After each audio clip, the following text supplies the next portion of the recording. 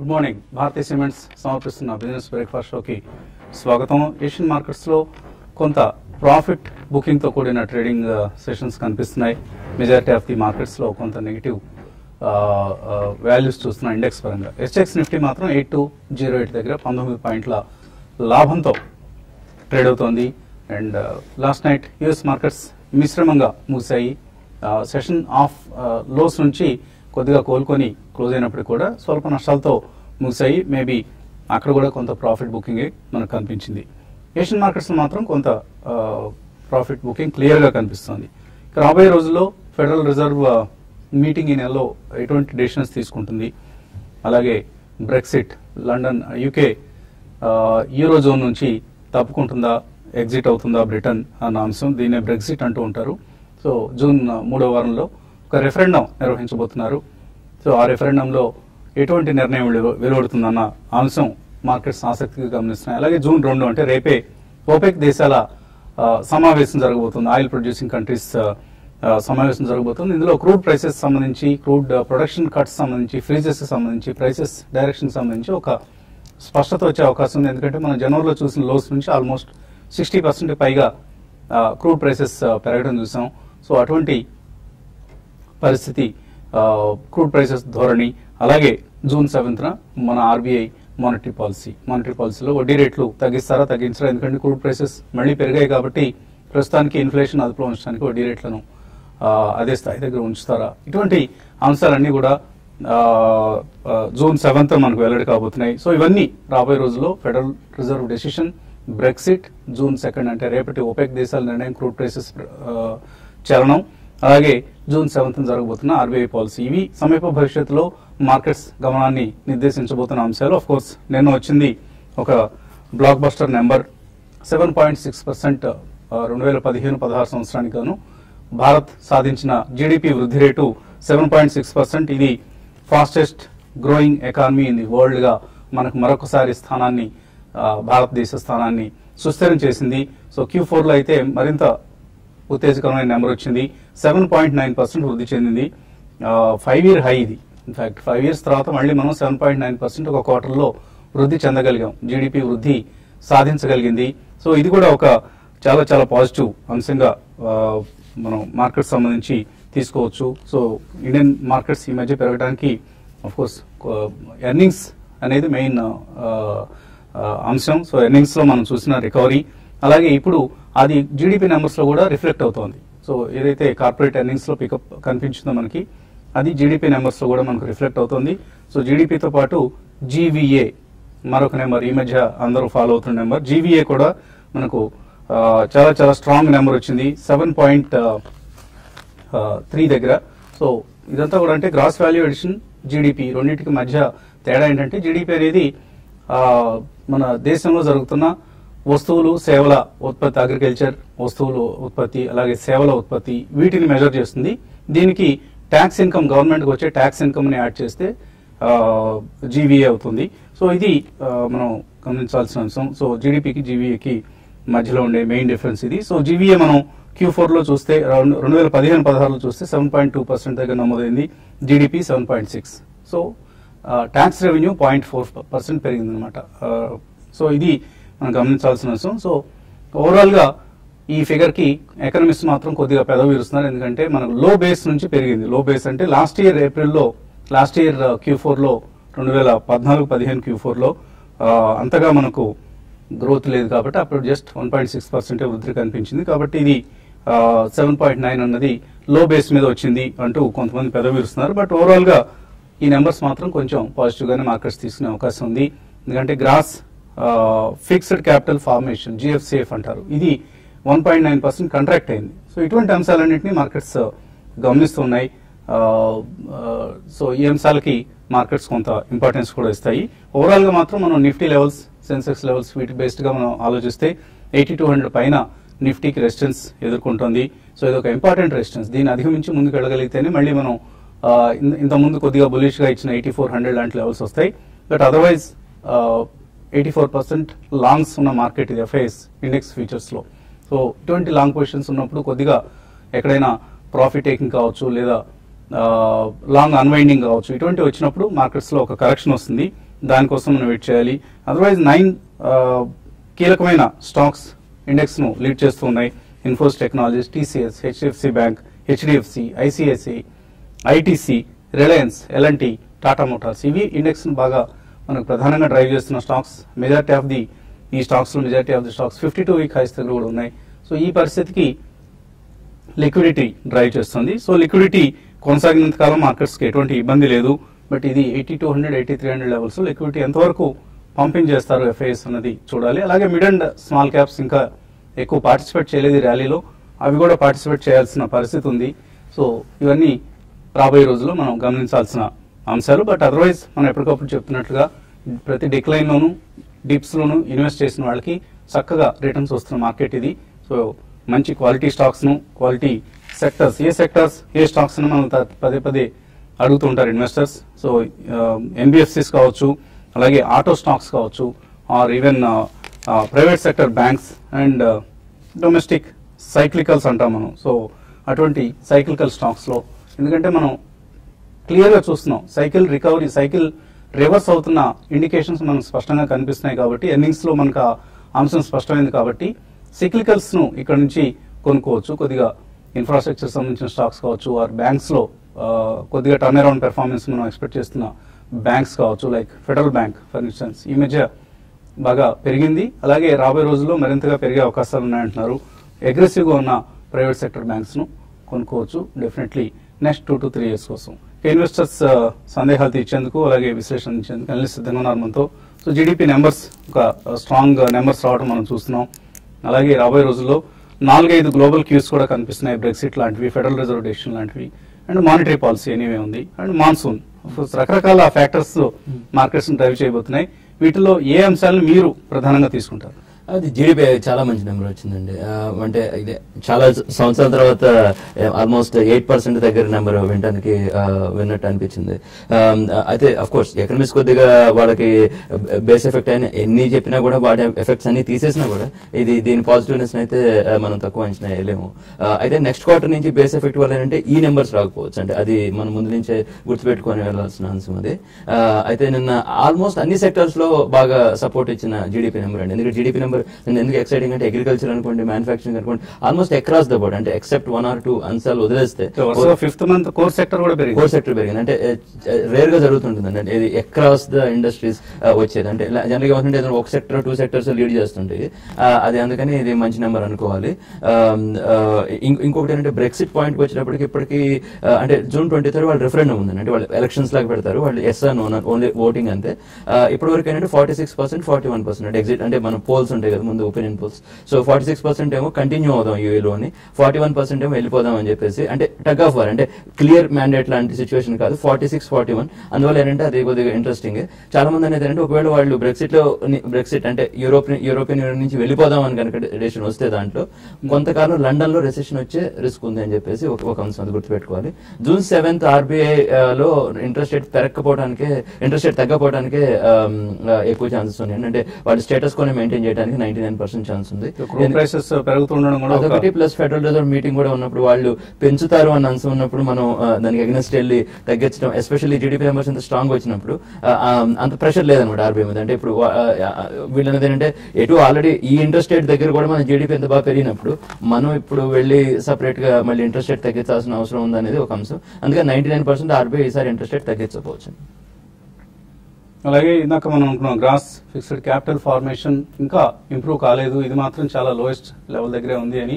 దీనికి ఒక నిదర్శనం అంటే క్యాపిటల్ ఇన్వెస్ట్మెంట్ చేయడానికి ఇప్పుడు ఏదైతే మనం జీడిపి వృద్ధి చేస్తున్నా ఇది ఎక్కువగా కన్సంప్షన్ వల్ల, ఇండివిజువల్ కన్సంప్షన్ వల్ల వస్తున్న నెంబర్స్ గా భావిస్తున్నారు. క్యాపిటల్ ఇన్వెస్ట్మెంట్స్ ఇంకా పెరగలేదు.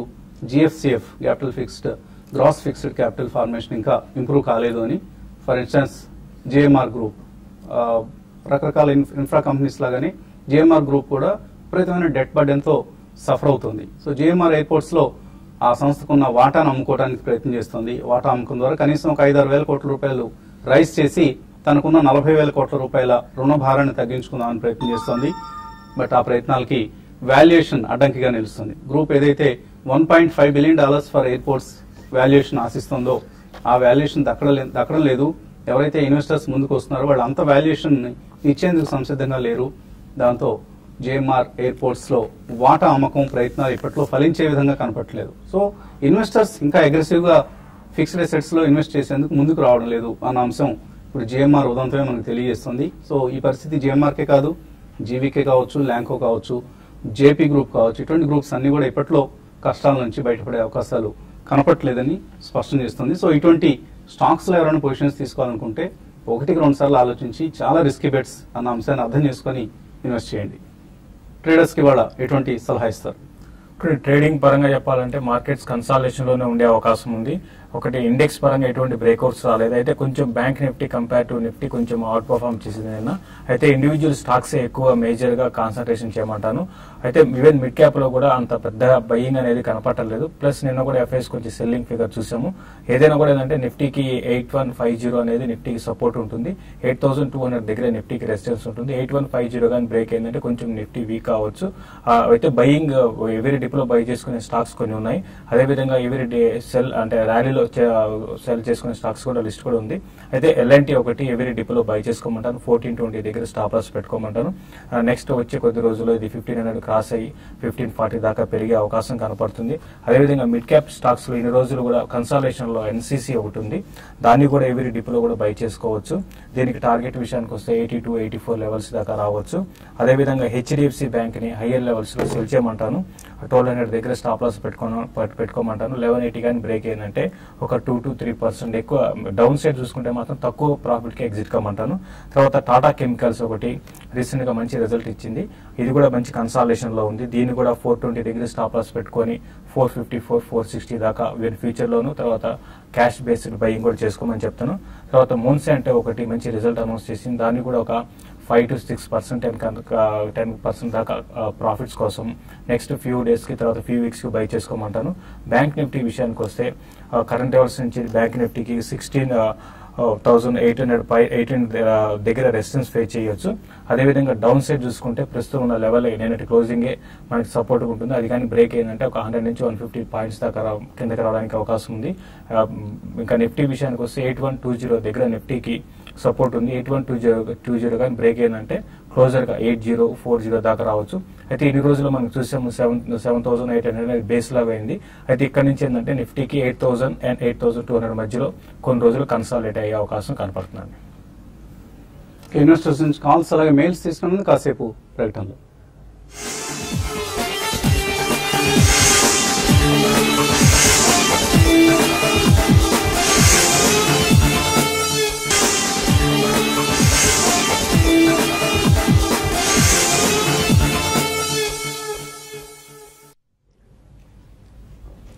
భారతీయ సిమెంట్స్ సమర్పిస్తున్న బిజినెస్ బ్రేక్ఫాస్ట్ తిరిగి స్వాగతం. ఎస్ఎక్స్ నిఫ్టీ 16 పాయింట్ల లాభంతో 8205 దగ్గర కనిపిస్తుంది. So maybe slightly positive opening కోసం మార్కెట్స్ సిద్ధమవుతున్నాయి. ఒంగోలు నుంచి ఫస్ట్ కాలర్ లైన్ లో ఉన్నారు Ramu. Hello sir, good morning sir. Morning అండి, అడగండి సార్. నా దగ్గర రేణుకా షుగర్స్ సుజలాన్ ఎనర్జీ ఉన్నాయండి. సుజలాన్ ఎనర్జీ వచ్చి 22 రూపీస్ లో ఉన్నాయి. రేణుకా షుగర్ వచ్చి 14 రూపీస్ లో ఉన్నాయి. దీన్ని ఏమైనా యావరేజ్ చేయమంటారా? రిజల్ట్స్ ఎలా ఉన్నాయి? ఎంచుకుంటే కొంచెం పెరుగుతుందా లేదా కొంచెం చెప్పండి సార్. ఎవరేజ్ చేసుకోమంటారా? రేణుకా షుగర్ అయితే మీరు కొన్న రేట్లోనే ఉందండి. అయితే షుగర్ ప్యాక్ లో అంటే అన్నిట్లో కంపేర్ చేసుకుంటే రేణుకా షుగర్ కి ఎక్కువ డెట్ ఉంది. ప్లస్ రీసెంట్ గా ఎక్కువ పెరగలేని స్టాక్ కూడా ఉంది. అయితే 7 రూపాయల నుంచి పెరిగింది. బట్ ఉన్న వాటిలో మాత్రం దీంట్లో కన్నా మీరు ఎందుకంటే ఈక్విటీ కూడా చాలా పెద్దది కాబట్టి ఇది మిగతా అదర్ షుగర్ స్టాక్స్ లాగా పెద్దగా పెరగలేదండి. అయితే రేణుకా షుగర్ రిజల్ట్ బాగా వచ్చాయి. ప్లస్ అన్ని షుగర్ రిజల్ట్ బాగా వచ్చాయి. దీనికన్నా మీరు ఏడి ప్యారీ కానీ ఆద్ షుగర్ కానీ ధంపూర్ షుగర్ కానీ ఇటువంటి వాటిలో ఇన్వెస్ట్ చేసుకుంటే రిటర్న్ ఇన్వెస్ట్మెంట్ ఎక్కువ రావడానికి అవకాశం ఉంటుందండి. తర్వాత సుజలాన్ విషయానికి వస్తే సుజలాన్ రిజల్ట్ కూడా అంత బాగాలేదండి. మళ్ళీ ప్రాఫిట్స్ అనేది కొంచెం తగ్గడం చూసాం లాస్ట్ క్వార్టర్కి కాబట్టి సుజలాన్ వచ్చే కొద్ది రోజుల్లో కూడా 14 డౌన్ సైడ్ 14 వచ్చే తర్వాత అప్ సైడ్ చూసుకుంటే 18 రూపీస్ దాకా ఉంటుంది. యావరేజ్ చేయకండి. దీనికన్నా పర్ఫార్మ్ చేసే స్టాక్స్ చాలా ఉన్నాయి. అటువంటి వాటిలో ఇన్వెస్ట్ చేసుకోండి. సో అవాయిడ్ చేయండి. రెండు కూడా వీక్ స్టాక్స్. షుగర్ లో మీరు రేణుకా తప్ప ఏ అదర్ కంపెనీనైనా కొనుక్కునే పరిస్థితి కనిపిస్తుంది ఎక్సెప్టింగ్ రేణుకా షుగర్. శ్రీనివాస్ విశాఖపట్నం నుంచి. Hello, good morning sir. Morning అండి. సార్, నోనాన్ logistics, Manappuram finance, federal bank and Morepen lab sir, ఈ 4 స్టాక్స్ తీసుకుందాం అనుకున్నాను సార్. మీరు చెప్పిన స్టాక్ సెలెక్షన్ బాగుంది, అంటే కొద్దిగా హోంవర్క్ చేస్తున్నట్టున్నారు, లేదంటే ఈ స్టాక్ సెలెక్షన్ అంతా కరెక్ట్ గా రాదు. ఫస్ట్ 3 నేమ్స్ అయితే క్లియర్ గా మీరు తీసుకోవచ్చు అండి. లోవర్ లెవెల్స్ ఒకటే స్పెక్యులేటివ్ స్టాక్, కొద్దిగా స్పెక్యులేటివ్, అందుకని అది అంటే మిగతా 3 మంచిగా ఉన్నాయి కాబట్టి మీ దగ్గర మీరు అమౌంట్ ఇన్వెస్ట్ చేద్దాం అనుకుంది, ఈ 3 మీద అలొకేట్ చేస్తే better. So Snowman, federal bank, Manappuram ఈ 3లోనూ తప్పకుండా ఇన్వెస్ట్ చేయండి. ఒక్కసారిగా కాకుండా కొద్దిగా ట్రాంచెస్ గా ఇన్వెస్ట్ చేయడం అనేది కరెక్ట్ పద్ధతి అవుతుంది. అండ్ ఈమెయిల్ సందేహాలు చూస్తే దివ్య ఎర్లగడ్డ అడుగుతున్నారు, కెల్టాన్ టెక్ కొన్నారట 190 రూపాయల్లో, ఫండమెంటల్స్ ఎలా ఉన్నాయి? మొన్న ఇప్పుడు జస్ట్ రీసెంట్ రిజల్ట్ కూడా వచ్చింది, నిన్న బాగా తగ్గింది, 182 ఆ రేట్ కి వచ్చింది. ఇప్పుడు ఏదైనా మీకు బౌన్స్ వస్తుంది, జనరల్ అంటే వీటిలో ఏంటంటే అప్పుడప్పుడు బౌన్స్ వస్తూ ఉంటుంది, ఆ బౌన్స్ లో ఎగ్జిట్ అవ్వమని చెప్తాను, ఎందుకంటే చాలా కంపెనీస్ ఉన్నాయి ఐటీ కంపెనీస్. సో అంటే కొద్దిగా మీరు కొన్న ప్రైస్ రేంజ్ దగ్గరే ఉంది కాబట్టి మీకు ప్రాఫిట్ రంగానే ఎగ్జిట్ చేయమని. చిన్న ర్యాలీ వచ్చినప్పుడు ఎగ్జిట్ అయ్యే ప్రయత్నం చేయండి. కొద్దిగా పెర్ఫార్మెన్స్ లో మనం ఎక్కువ ప్రమోటర్స్ లో ఎక్కువ అగ్రెసివ్నెస్, ఎక్కువ హైప్ కనిపిస్తుంది ఈ కంపెనీ సంబంధించి. బాగా కరెక్ట్ అయినప్పుడు తీసుకోవచ్చు, బాగా మేబీ 150 ఆ లెవెల్స్ కి వచ్చినప్పుడు ఎంటర్ కావచ్చు. ప్రస్తుతానికి అయితే మీరు ఎగ్జిట్ అయిపోండి. నరసింహమూర్తి అడుగుతున్నారు హైదరాబాద్ నుంచి, మ్యాక్స్ ఫైనాన్షియల్ సర్వీసెస్ 350లో కొన్నారు, హోల్డ్ చేయొచ్చా? మ్యాక్స్ ఫైనాన్షియల్ సర్వీసెస్ అయితే మీరు హోల్డ్ చేయమని చెప్తానండి. అయితే లాస్ట్ ఫ్యూ డేస్ గా ఈ స్టాక్ లో ఒక డౌన్ ట్రెండ్ అనేది ఉందండి. అంటే నేను అనుకోవడం రిజల్ట్ బాగాలేకపోవచ్చు, అదే కారణం ఉండొచ్చు అంటే నేను చూడలేదండి. బట్ ఇప్పుడు ఇమీడియట్ గా అయితే స్టాక్ ఇంకా వీక్ అయ్యే అవకాశం ఉంది, అవాయిడ్ చేయమని చెప్తాను. ఈవెన్ 300 లెవెల్స్ కూడా బ్రేక్ అయ్యే అవకాశం కనపడుతుందండి. సో ఇక్కడ ఇందాక పక్కన వస్తున్న గ్రాఫిక్ ప్లేట్స్ లో కనిపిస్తుంది కృషి కళ్యాణ్ సెస్ అట. ఇప్పుడు Swachh Bharat cess already 0.5% pay చేస్తున్నాం, ఇంకొక 0.5% కృషి కళ్యాణ్ చేస్తాట, మొత్తం మీద 15% సర్వీస్ ట్యాక్స్. సో ఏం చేయాలి? మధ్యతరగతి జీవులకి వాళ్ళ ఆదాయం అంతా కూడా పన్నుల రూపంలో వెళ్ళిపోతుంది. ఇటు ఇన్కమ్ ట్యాక్స్, మరోవైపు ఇండైరెక్ట్ ట్యాక్సెస్, ఇవన్నీ కలిపి గవర్నమెంట్ ఖజానా అయితే నిండుతోంది, రెవెన్యూ డెఫిసిట్లు తగ్గుతున్నాయి, ఫిజికల్ డెఫిసిట్లు తగ్గుతున్నాయి, మన డెఫిసిట్ మాత్రం పెరిగిపోతుంది. సో కనీసం ప్రభుత్వం ఆలోచించాలి. రేపు ఏటీఎఫ్ ప్రైసెస్ పెరగబోతున్నాయి, 9% అంటున్నారు. సో విమానయానం మరింత ఖరీదు కాబోతోంది. లాస్ట్ టైం 1.6% పెంచితేనే చాలా గగ్గోలు పెట్టాయి విమానయాన కంపెనీస్. ఇప్పుడు 9% పెరుగుతుంది అంటున్నారు ఏటీఎఫ్ ప్రైసెస్. అదే కనుక జరిగితే స్పైస్ జెట్లు, జెట్ ఎయిర్వేస్ ఇటువంటి కంపెనీలన్నిటికీ చాలా భారీ భారం వాళ్ళ మీద మోపబోతున్నారు. So be careful about the aviation stocks. తర్వాత మెయిల్ గణపతిరావు అడుగుతున్నారు, లోటస్ ఐకేర్ కొన్నారంట 30%, 36% లాస్ లో ఉన్నారు, ఏం చేయాలి? ఇది కూడా అంతేనండి, బౌన్స్ వచ్చినప్పుడు అమ్మేయాల్సిన షేర్ ఏంటంటే కొద్దిగా ఆఫ్ ద రెడర్ షేర్స్ అంటే ఒకసారి మార్కెట్ కి రెడర్ నుంచి పక్కెళ్ళిపోతే వాటిలో ఫోకస్ రావడానికి కష్టం, లిక్విడిటీ కూడా తక్కువ ఉంటుంది. సో ఎప్పుడైనా కొద్దిగా బౌన్స్ ఏదైనా దొరికితే ఎగ్జిట్ అయిపోమని చెప్తానండి. కమల్ అడుగుతున్నారు, సన్ ఫ్లాగ్ ఐరన్ 26 రూపాయలు, వాస్కాన్ ఇంజనీరింగ్ 29లో కొన్నారట షార్ట్ టర్మ్ కోసం. సన్ ఫ్లాగ్ ఐరన్ అయితే షార్ట్ టర్మ్ కోసం మీరు ఇది కూడా అంటే ఒక మంచి ర్యాలీ వచ్చి ఇప్పుడే కరెక్ట్ అవుతుందండి. అంటే అన్ని మెటల్ కౌంటర్స్ తో పాటు అది కూడా పెరిగి వచ్చింది, ఇప్పుడు ఇమీడియట్ గా బాగా డౌన్ ట్రెండ్ కి వచ్చింది. కాబట్టి మీరు బెటర్ ఏంటంటే మీరు ఎగ్జిట్ కమ్మని చెప్తారు. సో మెటల్ స్టాక్స్ అన్ని పెద్ద ఫ్రంట్ లైన్ స్టాక్స్ 60%, 70% రిటర్న్ ఇచ్చాయి లాస్ట్ 3 months లో. అటువంటి ఉద్దేశంతో మీరు లో ప్రైస్ అని కొనుంటారు, ఇట్లాంటి వాటి జోలికి వెళ్ళొద్దండి. రాధాకృష్ణ అడుగుతున్నారు, Tata steel, Ashok Leyland, J and K bank, VRL, Equitas, Ujjivan ఇవన్నీ 5 to 10 years కోసం ఇన్వెస్ట్ చేస్తారట, చేయొచ్చు. ఓవరాల్ స్టాక్ సెలక్షన్ బాగానే ఉందండి మీరు చెప్పింది. ఈక్విటాస్, ఉద్యోగం గురించి మనం గతంలో కూడా చర్చించాం. డిప్స్ దొరికినప్పుడు కొంటూ ఉండండి, మంచి కంపెనీస్ అండి. ఆ రెండింటిలో కూడా చూస్ చేసుకోవాలంటే ఉద్యోగం బెటర్ అండి.